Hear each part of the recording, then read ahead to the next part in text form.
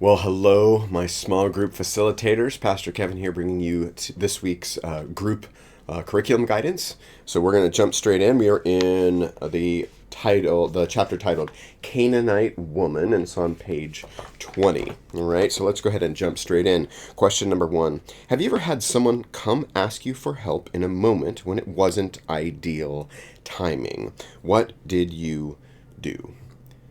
This question is just an icebreaker. It's just um, y- y- it can be helpful because it actually establishes how sometimes the human reaction is not always positive, right? Someone who comes and asks you for something, whether it's a child that as you're going into the store in a rush and you have someone ask you for money or for a sandwich, all those things where someone might be asking you for something perfectly fine, yet our response can sometimes be clouded by whatever's going on in our life and so forth. And I want to say that that's while this passage has these little markers in it that seem challenging for us culturally, I want to show you that no, Jesus, the God of the universe, has this all worked out. And where we might see things, I think there's probably less there than you can imagine. In fact, this becomes an incredible, beautiful passage because of the implications. So, but it's just an icebreaker you can start out with if you choose. Question number 2. Go back and read Matthew 8, 5 through 13, and compare and contrast the encounters with the centurion and the Canaanite woman. The purpose of this comparison is actually pretty simple. Uh, the centurion is one of the early miracles right after the Sermon on the Mount, and it is, I mean, there's a lot of things that kind of compare here. One, centurion is not an Israelite. The centurion is a foreigner. Now, granted, that foreigner was in Israelite territory, right? In fact, the enemy in the territory, the one who's kind of subjugating, in a way, the Israelites. So you have that. There's the distance healing. It was the faith of the centurion. You'll see a healing take place to the servant, and in this case, you're going to have a similar thing. So just go through and look at those comparisons. One of the key things is really that Jesus. This is a slight difference, is even though that they are similar in some ways, Jesus is outside of normal territory now. He is in foreign territory, and it's kind of the same thing he did within Israel's territory is now happening outside of Israel's territory. And this is this gateway moment that just explodes into some other stuff, which is super powerful. But just go ahead and have people just go read the other story, read this story, and compare. You can compare language, you can compare the situation, and so forth. And it's just helpful to do that, because I do believe it's interesting how this is cranking up the concept of a foreigner receiving the same attention and grace from Jesus. The same is true even in foreign territory. So you'll see that there's this movement that's going on. Question number 3. In the previous session, Jesus challenges the purity rules. How does that possibly set up the encounter in this section? What are the possible implications?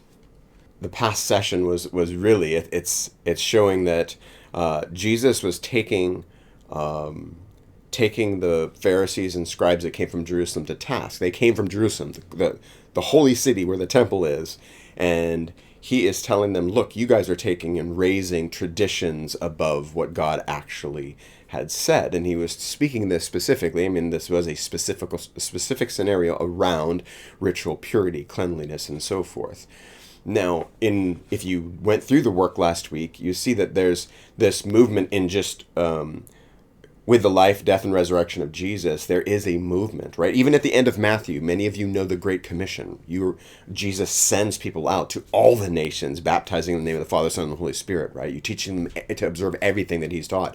So you have this movement that's going outward, but that poses problems because there are certain ceremonial law, there are certain temple law and things like that that would make that very difficult, because now you have all of these different cultures who've had different practices and so forth that now are going to be worshiping Yahweh, and to do that in the same place. I mean, the point is a traditional Jew would not be in the same house with a Gentile, because that Gentile might have things that would make them unclean. Maybe they were eating pork, maybe there's blood, or maybe there's other things that are around that are normal for that particular culture that the Jew would be basically made ritually impure by. Well, that's going to have to change. And it's super powerful when you consider what happens with the temple. The temple movement goes in the Old Testament from tabernacle, right, a moving tent, to a solid place, right, in Jerusalem, right, with Solomon's temple.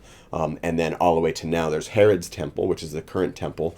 And that temple will be torn down, but it's not because the idea of temple goes away. It just that changes. Jesus saying is that this is the temple. He's saying, I am the temple. And then he gives his spirit after his resurrection and ascension. He gives his spirit to his people. And now we become the carriers of that meeting place of heaven and earth. So because that is the morph that has to take place in order to get back out to the nations.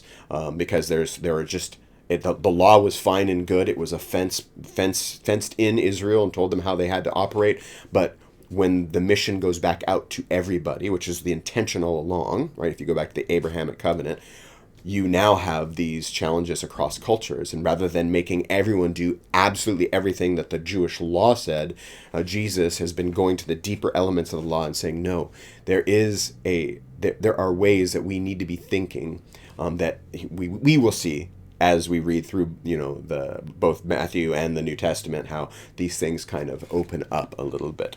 Question number 4. Does this interaction with a Canaanite woman bother you at all? What makes it challenging? Does the end of the story relieve your concern? Why? Why not? Does a person's general attitude toward Jesus impact how they might interpret this text? You're going to read some of the language in this, and you're going to feel like Jesus is being super harsh and just mean. Or, given our cultural time, you might be thinking he's being sexist or whatever. And I'm going to suggest to you, no, I'll suggest to you, you can make your own conclusions. That's not true. And in fact, you will see, as you read from here on, you're going to see that this was it's a seminal moment. It is a moment that's happening that Matthew wants to make sure that we see and hear and see how Jesus actually operates. Because from here forward, there is a wonderful movement of the gospel, and Jesus' movement of his kingdom work is moving outside of Israel and explodes into the Gentile area, right? And then he's going to come back down through actually Gentile side of Galilee and eventually end up in Jerusalem. So you see this challenge of the nitpicky Pharisee and scribes that are having their challenges with Jesus. They operate in a particular way, and now this woman, like, they're nitpicking about the law. She's basically saying, I love my daughter. Can you save her from this possession? Can you do it? And she would stop at nothing. She calls him Lord.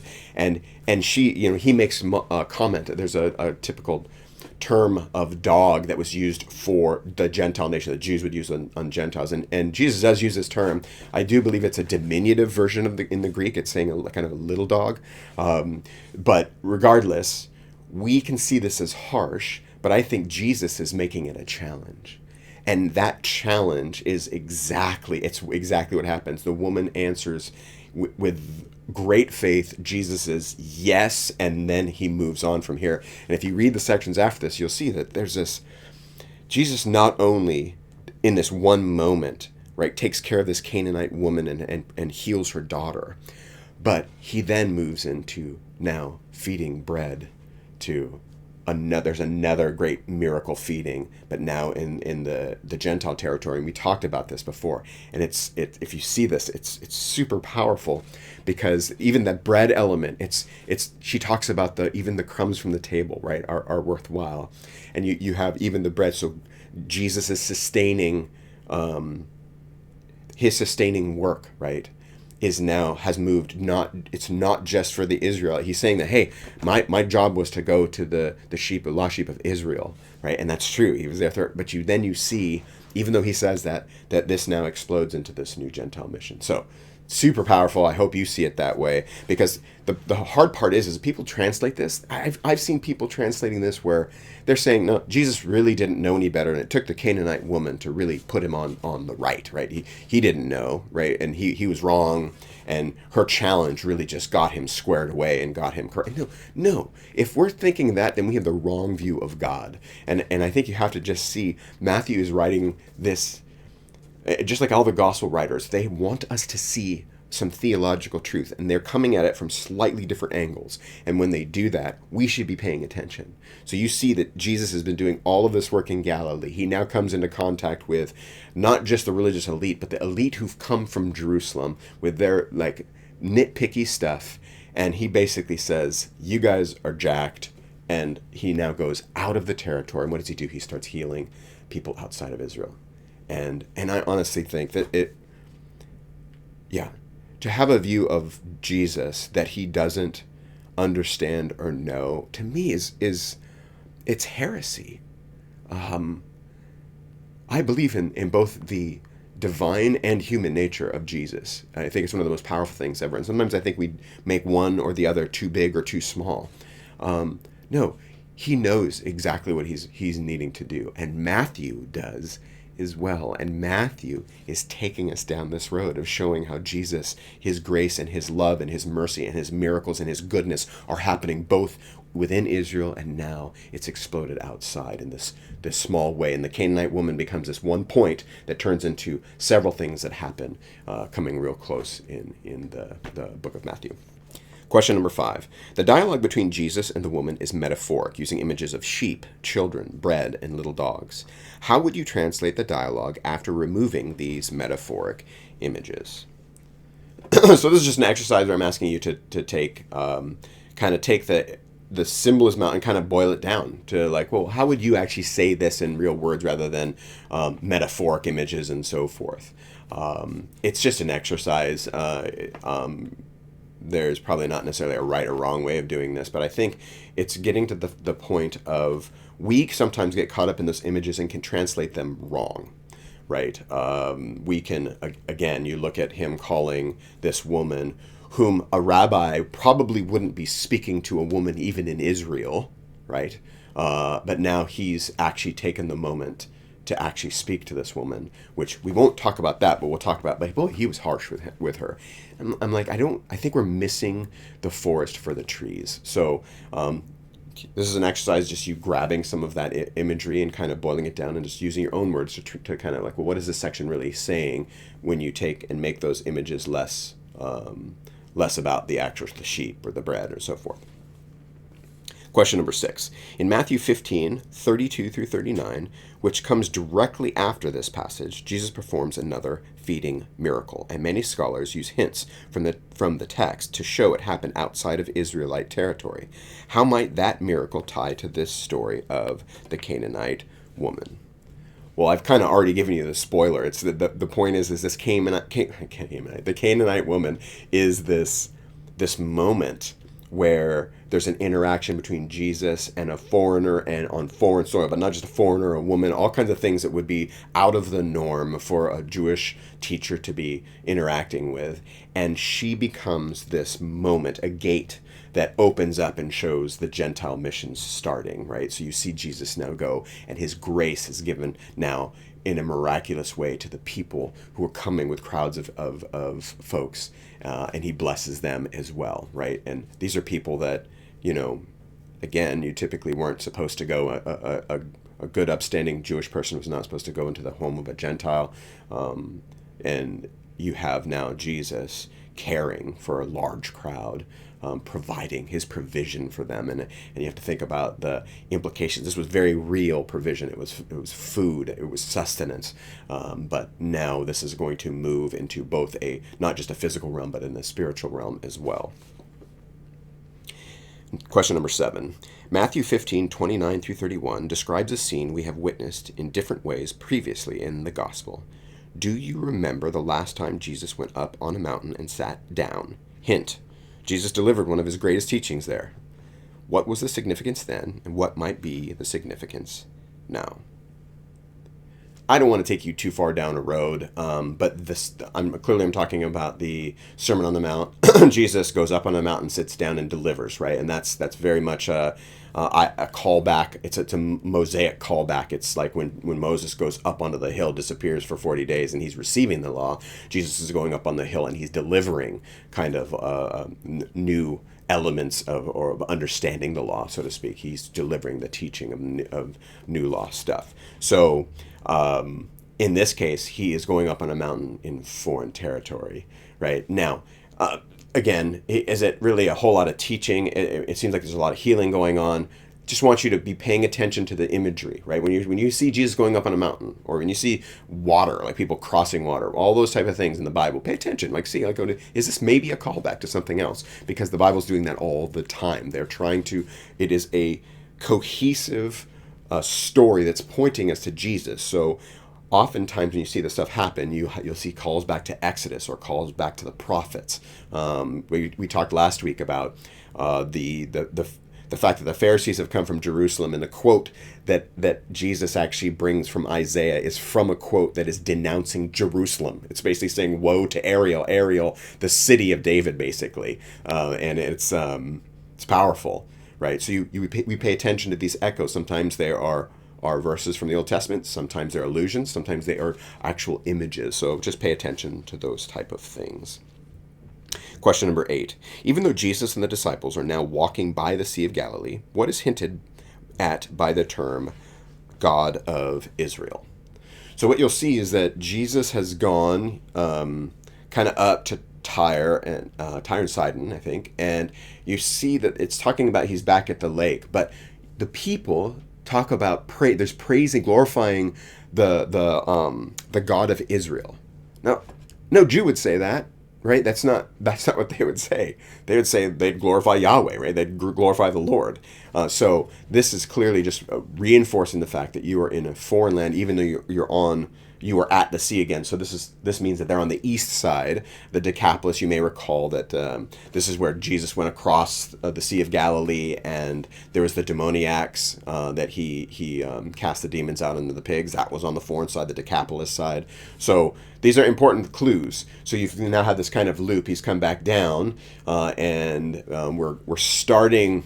We're starting his road to Jerusalem. Question number 9. How do you react to people from different ethnicities or nations? What has influenced your response? How can Jesus' teaching and actions challenge us to reach across these cultural divides? It's an open-ended question. It's a super powerful one. And I think the gospel is necessary to inform how we interact with everyone.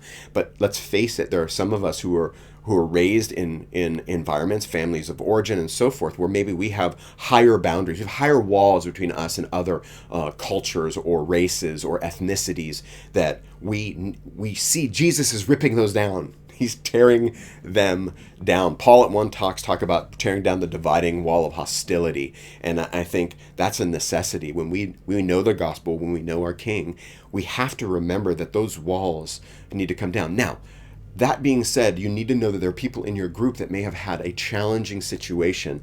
And regardless if that, I want to be clear, right?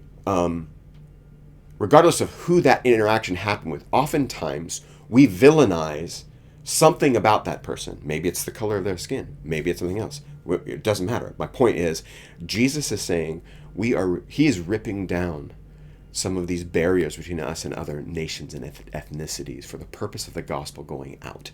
If we have, if the gospel only goes out to people just like me, then maybe there's something wrong. And it's a way we need to talk about this openly and graciously, and understand that sometimes people have had difficult situations. But oftentimes I'd argue we hold on to some of these kind of walls. We keep them up when we shouldn't. So maybe this is an opportunity to have some hard discussions about that, because Jesus here with the Canaanite woman is opening up a door that we are not called to shut. Not at all. In fact, if anything, we are to walk through that door knowing, let's face it, the majority of us who are right now, you're listening to this video, you are probably a Gentile. You are thankful that Jesus did what he's done, but yet we can't just erect walls with other types of people around us. And again, that goes beyond ethnicities. It goes beyond nations. It goes down to types of people and, people with personalities we don't like and all that stuff. It's like the gospel is to go out and be proclaimed no matter what, right? And that takes us to the gospel motivation. In this gospel motivation, I'm trying to get to the point that Jesus has seen this crumb of faith in the Canaanite woman, and yet he's rejected by his own people. So there's ways that we live out our faith that is visible to people around us. Maybe there's this moment. Can you recall a moment where you actually did the right thing, where you had that little crumb of faith and you operate in a way that is truly kingdom? It truly is kind of on the same wavelength as the king who would sacrifice himself on a cross. Do you remember little moments where you've operated in this way? You made the small, hard choice to do something and it actually turned out well. And I think we have to pay attention to the watching world. Our act, our ministry, our voices, the things we say, the things we type on social media, those are all visible to a watching world, and we can't be putting offenses before the gospel. So I ask you, like, think of the commendable things that you've done, and pray, God, enable me to do more of that. And then think of some of the other things. Maybe there's some things you didn't do well when you know that other people are watching. And this is where God can change us. He can sanctify us. That is what's happening in you and in me through His Spirit. So I pray you would take this week's session, and then it would be transformational for the people in your group, that the Holy Spirit would be guiding your conversations, that you would take the time to have the Spirit guide your thoughts on what questions make sense for your group, how to approach them, how to be very careful in certain instances, or with certain people even. I just pray that you would love on your group. And that sometimes takes more effort on your part. So until next time, I will see you.